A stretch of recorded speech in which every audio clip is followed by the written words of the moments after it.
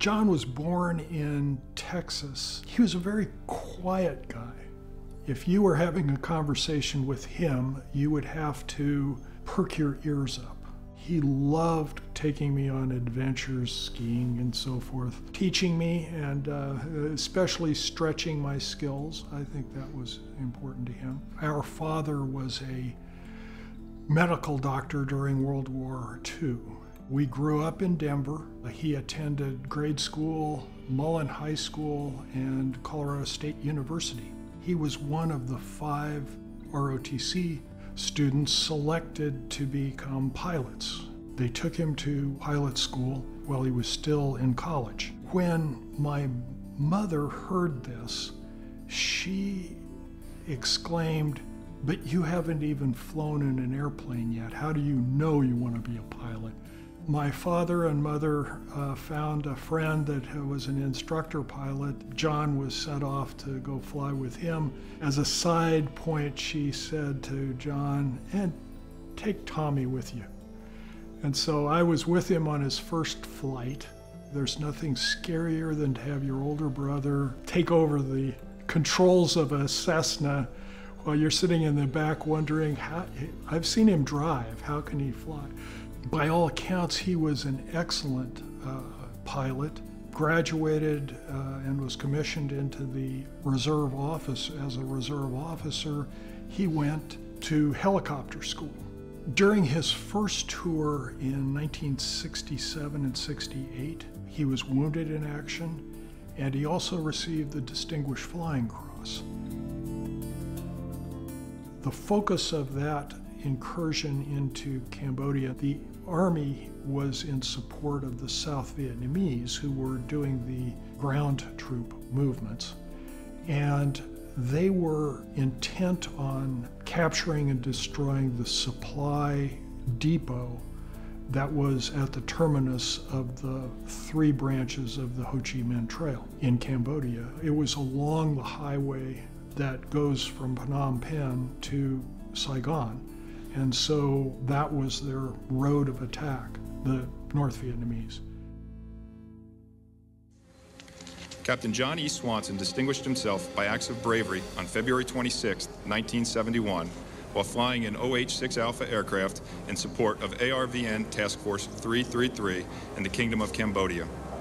With 2 well-equipped enemy regiments known to be in the area, Captain Swanson was tasked with pinpointing the enemy's precise positions.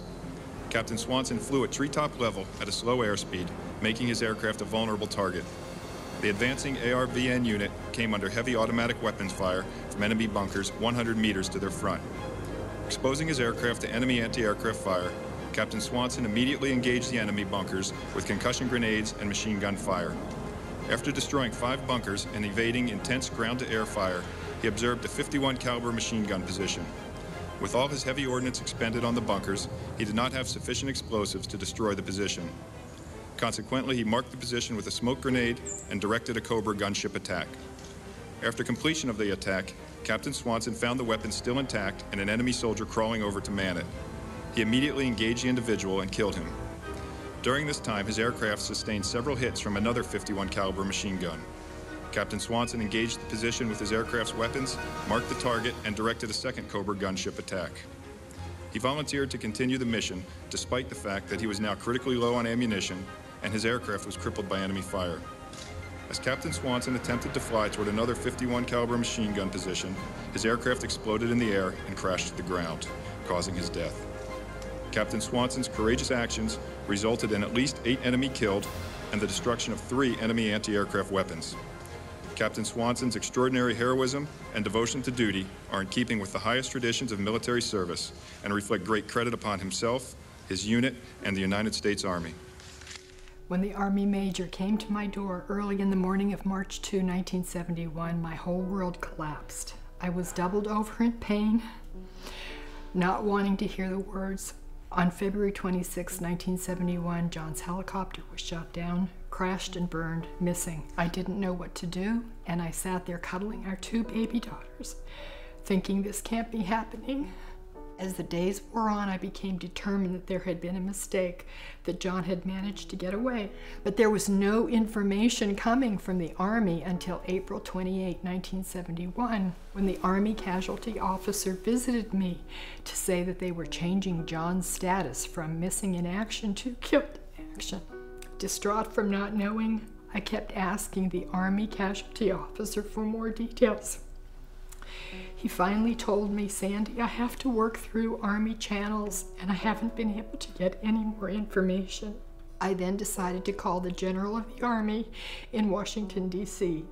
I tried calling him at the Pentagon but was unsuccessful. I finally reached him at home at night and told him what I knew about John, and I also told him that if he did not give me more information, I would fly to Washington, D.C., and if he still wouldn't give me information, I would fly to Vietnam to find my husband. He called me the next day and said that he had just reviewed the after-action testimonials given by the men who had been flying with John, and it was his belief that the decision to change his status to KIA was based on the testimonials of these eyewitnesses. He asked if I would like to receive copies of the testimonials, and when I said yes, he said he would send them out immediately. On May 27, 1971, we held a memorial service for John at Fort Logan National Cemetery in Denver, Colorado, where a memorial marker was placed to signify his death. My mom, I've just realized how strong she was as a single mom raising two girls. We were living in Boulder, so we were not on an Army base when we found out. She had to absorb that news all by herself. My mom has always been a hero of mine, and it was in the way that she traveled around the world before getting married, and she was in the Peace Corps. I learned very early on not to ask about my dad, mainly because it would bring a tear to my mom's face. But I had all these questions. And so I used to sneak downstairs because she had so many filing cabinets with all their love letters from all the years. And I think when I was growing up, I was always a little bit angry. Why did you have to put yourself further out into danger? Your job was to come home. You know, that's a little girl looking up. When I finally, I think, sort of saw all of this, I started to put it into a different perspective, as in he had friends, colleagues who were in harm's way, and he had to do what he had to do to protect them. Sometime in the 90s, in like 98, we would go back for the government MIA POW briefings every year. Each year when we would come out, they would declassify more and more information. That file kept growing over the years because there would be more and more information that had been declassified, even though it was still quite redacted. And this particular year, I remember meeting with the Army. They said, you know, we found something in his file as things were being declassified, that he had been nominated and signed off all the way up the chain of command for the Medal of Honor. It had been downgraded by committee, and they didn't know what that was about, but they said the family has to ask for this to be re-reviewed. It must have been 98, just before I left Capitol Hill, that I had handed the letter to Representative Spence. They looked at what I showed them and they said, oh my goodness, this one is one that we definitely need to put forward. I think it was in late 2001 when we got a call saying, hey, this is going to be moving forward. The Department of Defense wants to do something. These two events were kind of happening at the same time. Medal was on one track and the burial was on another track. 98, I think, when they first provided the information to circumstantially identify the remains. And then about Christmas time, my sister, they came to her and they said, the remains have been identified, and we, if you will accept these, then we would like to have a burial for your father. We accepted them, and then we said to the Pentagon, well, okay, but we've got the Medal of Honor. And they said, wait, what? They had no idea. Arm A and Arm B were both working on their own things. And after so many years, for these two events to be so close, yet so far apart, was amazing. The medal ceremony ended up being on Wednesday, May 1st, which was my dad's 60th birthday. 3 days later, we were able to do the burial at Arlington. President Bush changed his schedule to be there, and it all magically came together. And so today, on what would have been his 60th birthday, the Medal of Honor is presented to the family of John Edward Swanson.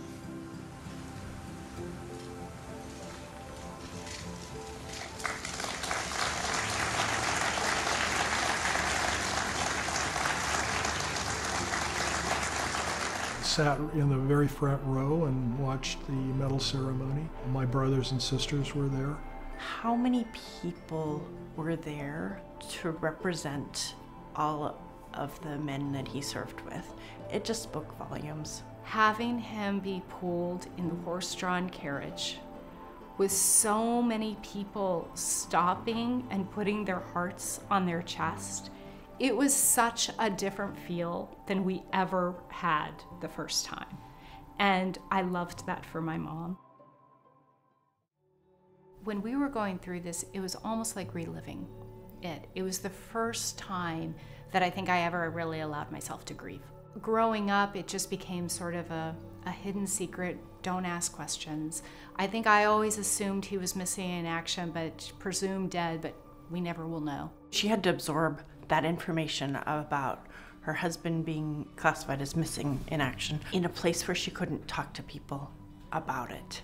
To be going through that essentially all by herself with 2 small babies, that was a lot. When I discussed it with some of the men in his squadron, they were totally amazed at the heroism he showed that day.